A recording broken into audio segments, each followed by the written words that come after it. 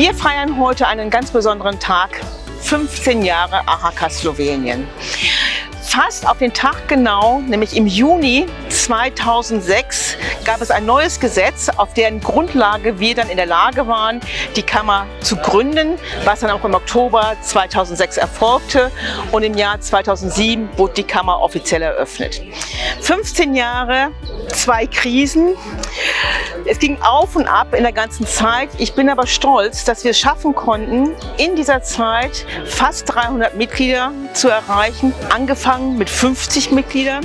Ich bin stolz darauf, dass wir mit unseren Veranstaltungen, mit unseren Aktivitäten für die Mitglieder es immer wieder schaffen, dass wir sie zusammenbekommen, auch in schwierigen Zeiten, wie wir sie derzeit auch immer noch erleben, durch die Covid-Pandemie und den entsprechenden Maßnahmen. Und ich sehe gerade jetzt auch für die Zukunft dieser Kammer sehr, sehr viel Erfolg, dass wir auch weiterhin auf diesem Level bleiben. Und ich kann sagen, ich wünsche der Kammer halt die nächsten 15 Jahre noch mit weiter steigeren Erfolgsraten.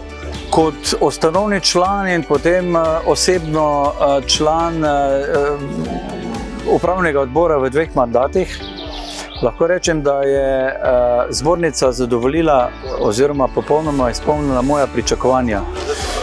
Res je, da na začetku pričakovanja niso bila velika, smo pač rekli, probajmo, bomo videli, v kateri smeri gremo. Naredili smo vizijo, je to zbornica, ki nudi podjetjem mreženje, izmenjavo B2B in podporo potem na vstop v nemški trg. In vse to še zbornica danes uspešno počne. Najprej je bil klub, potem smo pa osnovali zbornico, kjer se uresničujejo vse ta zadeve, kar se tiče spoznavanja partnerjev, srečanja s partnerji, in pa na koncu tudi skupno druženje na večerjih. Naprimer, zelo nepozabni so ti dogodki pri obisku podjetij, članskih podjetij in pa obeleževanja in oktobrski dogodek v Portorožu. Tako da res sem ponosen na to, da smo bili zraven pri začetku. Zbornice želim vse najboljše še naprej. Also eigentlich sind die deutsch-slowenischen Wirtschaftsbeziehungen so wie unsere Länder auch. Stark, dynamisch und innovativ.